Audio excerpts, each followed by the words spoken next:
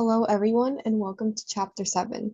Chapter 7 is just going to be a capstone covering either items that we already did before in previous chapters or new stuff that we think that is especially important to know for the exam. So before we begin, we want to make sure that we have our two files downloaded and opened. The first one is our Chapter 7 PowerPoint file, the one I'm looking at right now. And the second one is our Excel sheet. That should be Superstore Internet Orders Excel sheet. We want this to be open. So for our first exercise, on slide 4, they want us to insert a stock video of the first video that appears when you search marketing. And then you want to resize this video to be a height of 6.1 inches and a width of 7 inches. And under playback, we should ensure the video rewinds after playing and loops until stopped and starts in click sequence. So we'll go to slide 4, and then we'll go to the Insert tab in the ribbon. And under Video, which is under Media, we'll click Stock Videos. When this shows up, we'll search up Marketing. And we'll select the first video that's available. So for example, mine is this one, and I'll click Insert. And then we'll click on the video, and once we click on the video, we see these two new tabs up in the ribbon. One is a Video Format tab, the other one is a Playback tab. So the Video Format tab, there you can correct the colors, or reset designs, or add styles to your video. And the Playback tab covers everything about how the video plays, if it starts on a click or automatically, if it rewinds, hides while not playing, stuff like that. So they want us to resize the video to be a height of 6.1 inches and a width of 7 inches. So we would go to our Video Format tab. And before we do that, we would go to the Size dialog box. So to expand the dialog box, we would go to Size and click this arrow right here. And where it says Lock Aspect Ratio, we want to uncheck this because what lock aspect ratio means in PowerPoint is that if we configure one item, such as either the height or the width, then the other item will automatically configure as well. For example, let me just show you. Let's say I want to change my height to 6.1 inches. It'll automatically reset my width to a brand new predetermined width. That's because PowerPoint is trying to determine how to display this video in the best way possible without having the video too small or too smushed. But for us, we want to customize our height and width. So we'll turn off Lock Aspect Ratio and exit out. For our height, we want 6.1 inches, and for our width, we want 7 inches. And we'll move this over to the side. Under Playback, so we'll go to the Playback tab in the ribbon. They want us to ensure that the video loops until stopped, so this should be checked off. And rewind after playing, it should be checked off as well. And they want us to start it in click sequence. So where it says start automatically, we'll click the drop down and change it to in click sequence. For our next instruction, they're telling us to go to slide 6 and to change the shape fill of the SmartArt object to purple accent 1, and then to apply the inner inside top shadow effect to the SmartArt object, and then to insert a shape to this object, typing in ensure there is a title in the email. So we'll go to slide 6, and we'll see our SmartArt object is these circles right here. And if we're not sure what the SmartArt object is in PowerPoint, we could just click around. And if we see the SmartArt Design tab show up, that means whatever we're selected on is a SmartArt, either design or object. So first they want us to change the SmartArt object shape fill to purple accent 1. So we'll be clicked into the SmartArt, go to the Design tab, and the SmartArt Design tab. And then we would go to Format. Under shape fill, we'll click this option, which should be purple accent 1. And then we want to apply the inside top shadow effect.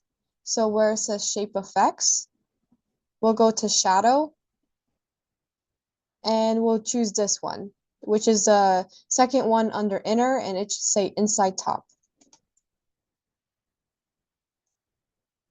The next thing they want us to do is to insert a new shape to our SmartArt object. So if we click into our object in PowerPoint, we'll see this little dialog box show up on the side. This dialog box basically controls what's in each object in the diagram or in the design. We'll see, for example, the first bullet point, personalized and relevant emails, is associated with the first circle here. So to add a new object, we'll go to this dialog box and then click enter, and we'll see a new circle appears.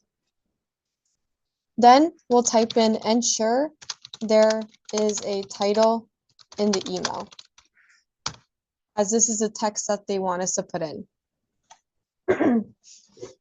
And then we could click away. Next, on slide 5, they want us to crop the heart image to an oval. And on slide 3, they want us to format the bulleted list into a hierarchy list in SmartArt. And on slide 6, they want us to change the SmartArt graphic to basic target. So on slide 5, we'll go to the heart image and click on it. We'll go to the picture format tab, and then we'll go to the size group right here. And where it says crop, we'll click the drop down and click crop to shape.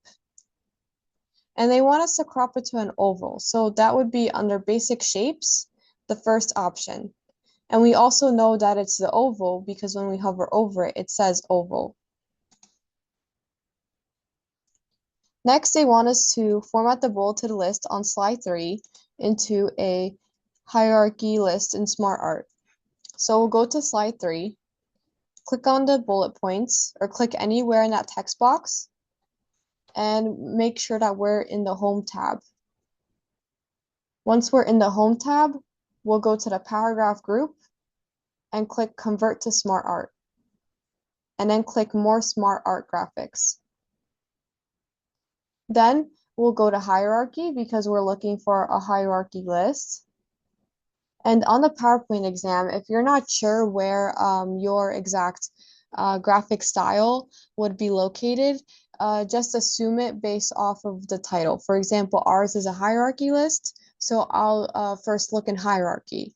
But let's say they wanted us to format it in pyramid, in some sort of pyramid style, I would go to pyramid and search there. So I'll go to hierarchy, and they want us to apply the hierarchy list. So we'll hover over each one and try to find hierarchy list. Select this one right here and click OK. Next, they want us to apply basic target. They want us that layout to our SmartArt graphic on slide 6. So we'll go back to slide 6, click on the SmartArt graphic, and then where it says SmartArt Design, we'll go to Layouts and click the drop down. Once we do that, we want to change it to basic target. So I'll hover over each one and try to find it. Here, this one is our basic target, so we'll click on it. Next, they want us to apply the fly-in animation to the title of Analyzing Marketing Results on slide 7, which would start on click and has a duration of 30 seconds. And for the bullet points below, we would apply the zoom animation starting after previous with a duration of 50 seconds. After doing that, they want us to reorder so that the animation of the bullet points comes before the title and it animates text by word. So we'll go to slide 7 and we'll click on the title, Analyzing Marketing Results. And under Animations, we'll click Fly In. And under Timing, we want to ensure the duration is 30 seconds. So where it says duration, we'll type in 30 seconds. Next, they want us to apply the zoom animation to our bullet points below. So we'll click on that text box with the bullet points and then click zoom, which is under the animations tab. Our duration should be 50 seconds. So now they want us to reorder the animation of the bullet points to come before the title. So to do that, we could go to the animation pane. So you're still in the animations tab. And the animation pane shows up. This is where we could drag and reorder our animations more easily. So they want us to place the text before the title. So I'll just click on the text and drag it before title. And I'll see the numbers on the side here, they changed. So these numbers correspond with the animation in what order they're coming in. For example, this bullet point would come in first, this would be second, third, fourth, and the title would be fifth. And they also want us to animate text by word.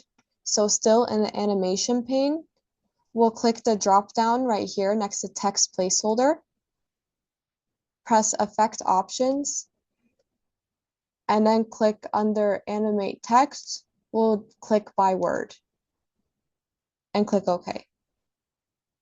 And now PowerPoint is just showing us how it will look like. We'll do the same thing for title 1, analyze. So we'll click on that title in the animation pane, that drop down arrow, effect options, animate text by word, and click OK. And then we can exit out of our animation pane. Next, they want us to insert the first stock image under business into the placeholder on slide 4, and then to apply the film grain artistic effect to that image.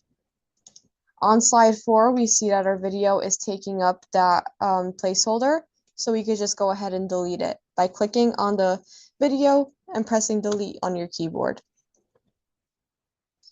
To insert an object or an image in a placeholder, we would go here. So this is what the placeholder is. And then we would click on picture because we're looking for picture. And then we would click stock image.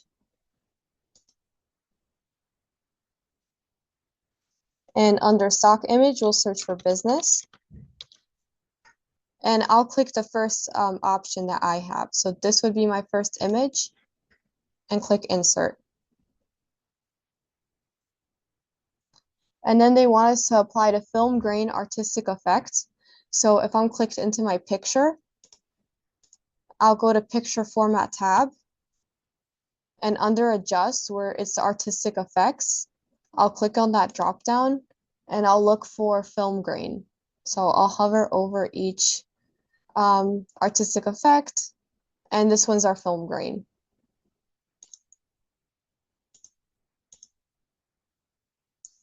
Next, they want us to apply the flash transition onto slide 2, and then to apply this effect to all of the slides.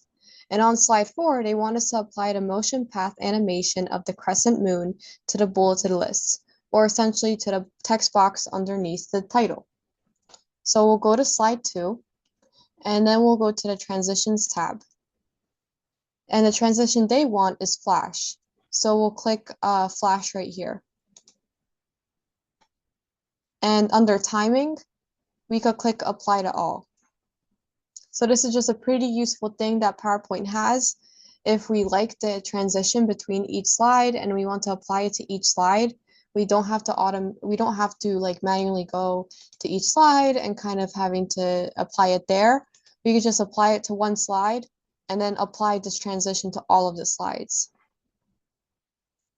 They also want us to go to slide 4 and apply the motion path animation of the crescent moon. So we'll go to slide 4 and we'll click on the bulleted list here.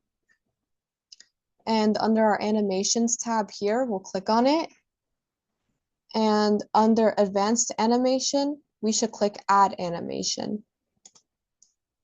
And then we'll click more motion paths. When this pop-up shows up, we want to select the crescent moon. And then we'll click OK. We see here when we select the crescent moon, it has these little moon figures showed up. So that's just essentially showing the path of the bullet points are going to take in the animation once we present this in presentation mode. And these moons are only show up when we're editing the slides. Like for example, if we put this into presentation mode, these moons would disappear. Next, they want us to insert a summary Zoom link that references to the slide that's titled Analyzing and Marketing Results. And they want us to insert this on slide 2. They want us to position the new slide after slide 2 and then hide it. And then going back to slide 2, they want us to insert a section zoom referencing that slide, the one that we made the summary zoom of. And then they want us to position the section zoom on the top right of slide 2. So we'll go to slide 2, and then we'll go to the Insert tab in the ribbon, and under Zoom, which is under Links, we'll click Summary Zoom. And then we'll tick Analyzing Marketing, that one right here, and click Insert. We'll see the summary section slide shows up, and that's because a PowerPoint essentially needs like a home base to host a summary Zoom. So let's say if I had multiple items ticked off, I would have those multiple slides in this slide right here. So I want to move this to the slide after slide 2. So I'll click and drag, and then we want to hide the slide. So we'll right click and click hide. Next, they want us to insert that summary zoom onto slide 2. So we'll go back into the Insert tab, go to Links, under Zoom, we'll click Section Zoom. And then we'll select the Analyzing Markets one and click Insert. And then I'll drag this to the top right. So if I go in presentation mode, we'll see that if we click on this slide right here, the section zoom or summary zoom that we just made, it automatically takes us to this slide.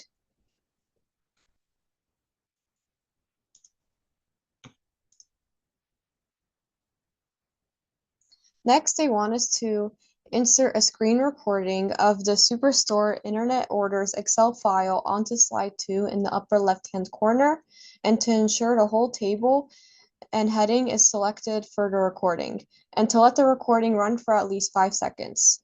So this is where it's really important to have your Excel file opened, because when we insert a screen recording in PowerPoint, PowerPoint automatically minimizes its screen and shows the last screen you were on. So this should be our Excel worksheet here. So I'll go to slide 2, and then I'll go to the Insert tab in the ribbon, and under Media, I'll go to Screen Recording. And then I'll select so that the whole table and title is shown in the video, and I'll let it run for 5 seconds. And here is the 5 seconds, so we can see it here. So I'll stop it, and I'll just make it smaller so we could see our title and move it to the top left.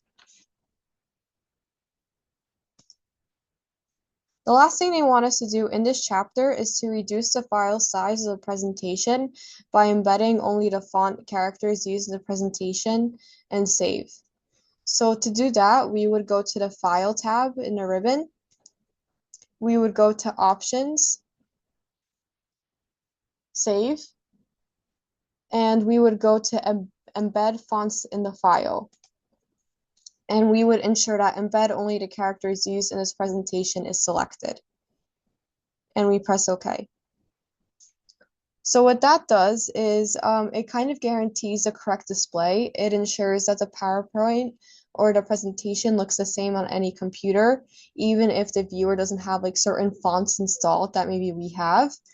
And without embedding it, PowerPoint would substitute missing fonts with similar ones, which would kind of like disrupt like how the PowerPoint presentation could look to another person. So that's it for chapter 7. I hope you guys enjoyed this video.